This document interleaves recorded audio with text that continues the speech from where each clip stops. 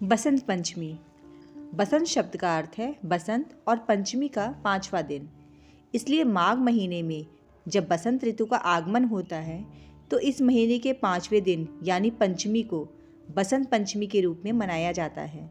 इस दिन स्कूल और कॉलेजों में माँ सरस्वती का पूजन होता है और सभी विद्यार्थी विद्या की देवी माँ सरस्वती की पूजा करते हैं।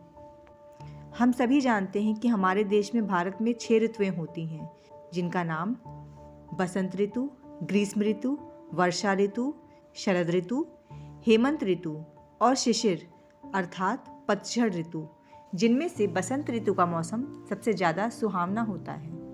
इसलिए बसंत ऋतु को ऋतुओं का राजा यानी ऋतुराज भी कहा जाता है, क्योंकि इस मौसम में हर जगह धरती पर हरियाली होती है।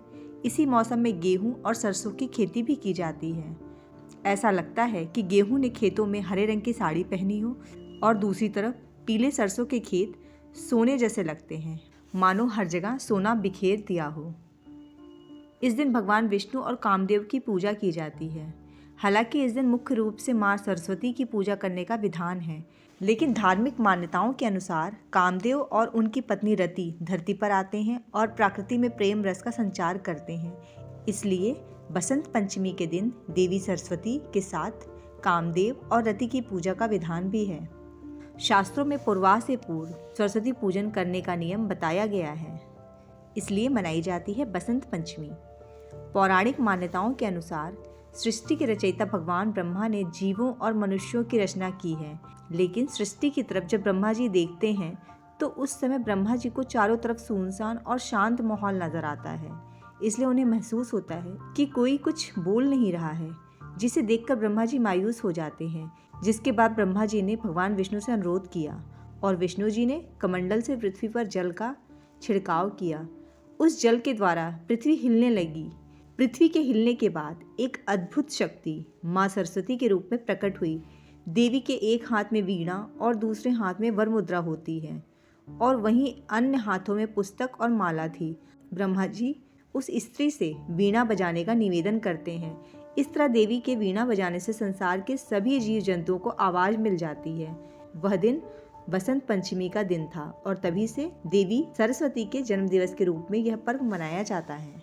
पीले रंग का इस दिन काफ़ी महत्व होता है। बसंत का रंग होने के कारण पीले रंग को बसंती रंग भी कहा जाता है। यह रंग समृद्धि, प्रकाश, ऊर्जा और आशीर्वाद का प्रतीक है। इस कारण लोग पीले रंग के कपड़े पहनते हैं और पीले रंग में पारंपरिक व्यंजनों को बनाते हैं। पतंग उड़ाना, जो कि भारत में एक लोकप्रिय खेल है, बसंत पंचमी के त्यौहार के साथ जुड़ा हुआ है। खास तौर पर पंजाब में पतंग उड़ाने की परंपरा का काफ़ी महत्व है। बसंत पंचमी के दिन ही होलिका की मूर्ति के साथ लकड़ियों को इकट्ठा करके एक सार्वजनिक स्थान पर रख दिया जाता है। अगले 40 दिनों के बाद होली से एक दिन पहले श्रद्धालु होलिका दहन करते हैं, जिसमें छोटी छोटी टहनियाँ और अन्य ज्वलनशील सामग्री भी डालते हैं। हमारे भारत में कोई भी त्यौहार मीठे के बिना अधूरा होता है। आइए देखते हैं अलग अलग जगहों पर क्या क्या मीठे पकवान इस दिन बनाए जाते हैं।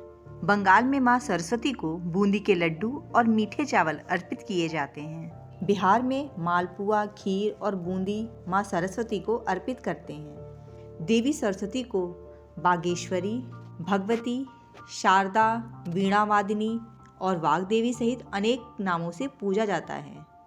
बसंत पंचमी की शुभकामनाएं।